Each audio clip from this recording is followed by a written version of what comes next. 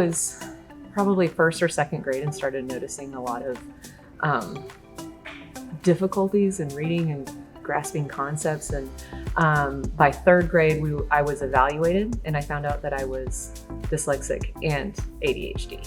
Yes. So I just struggled throughout elementary and finally found coping mechanisms that really helped me to get through. Right. And a lot of it was being the class clown, doing those things that distract you from having to really buckle down and do that work that the traditional school has set up for you. Right. And I do remember probably sixth grade finally advocating for myself enough to say, I need you to read this to me, or I need to stop and take a minute. And my teachers were really amazing to help me get through that. I think for me, similar.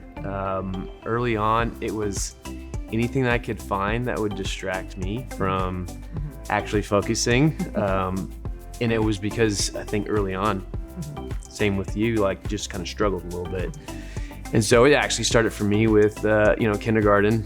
Even in first grade, I was held back in kindergarten. That was because I wouldn't even sit down to learn my ABCs. I wouldn't have learned different colors or shapes or things like that. So they were like, Robby just has spent basically all of kindergarten playing. Yeah. And we need him to actually try to learn something. And then it just kind of cascaded from there. And kind of like you said, I mean, it was like I just started gravitating to other things that I was good at and things like that. But it really kind of was around second grade for me. I really struggled on how to read.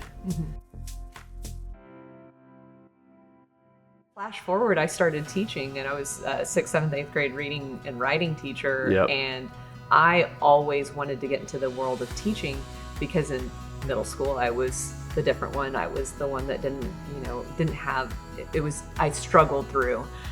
So I wanted to be that teacher to help those kids that needed that extra push.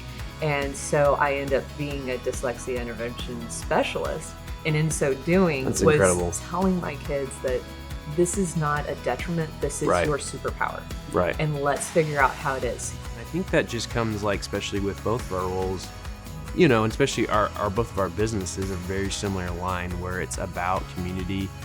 It's about, outward focus and helping other people and things like that. So that starts to really create empathy, and that creates a soft tenderness of what somebody else is going through. And I think because of what we've gone through, I always think, man, that person might be having a bad day, but what are they struggling with, right? Because I know that when I've struggled with something, it's obviously been something that's impacted me and changed the way that I'm thinking or viewing something at that point.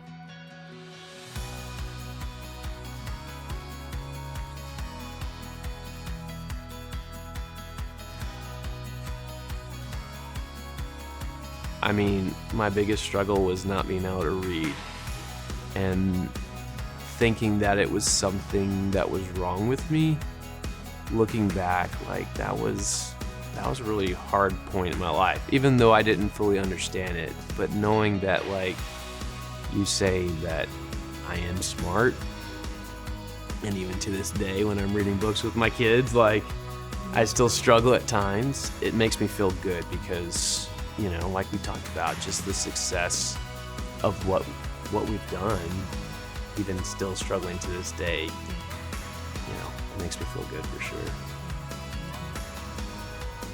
It took me a long time to learn. Thinking through your whole life and feeling like you aren't smart. And then realizing you are. And it just in a different way. That's okay too.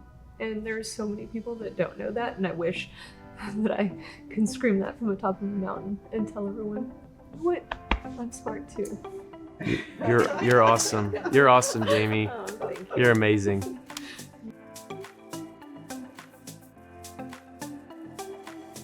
Well, I love Celebrate Dyslexia. I mean, I wish that we had it back I wish then. we did too. But at the same time, like, you look at your life's journey and you realize, like, those are the things that made you who you are.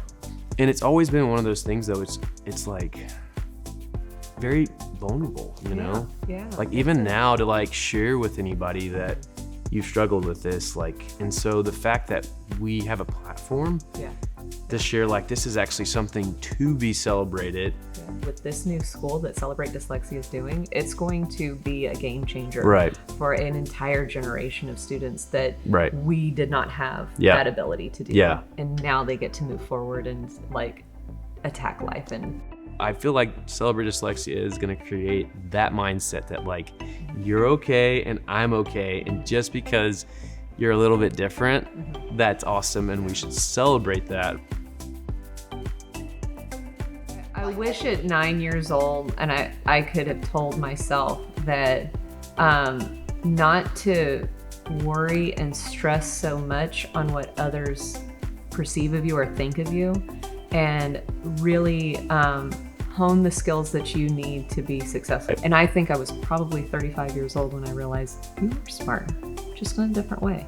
I would tell my 9-year-old self to not let, you know, words define who I was, you know, and what somebody said is a diagnosis, even though I wasn't officially diagnosed with dyslexia, but with ADHD, or that I wasn't going to be able to learn as effectively as everybody else or excel. I mean, I ended up being able to be an AP student, you know?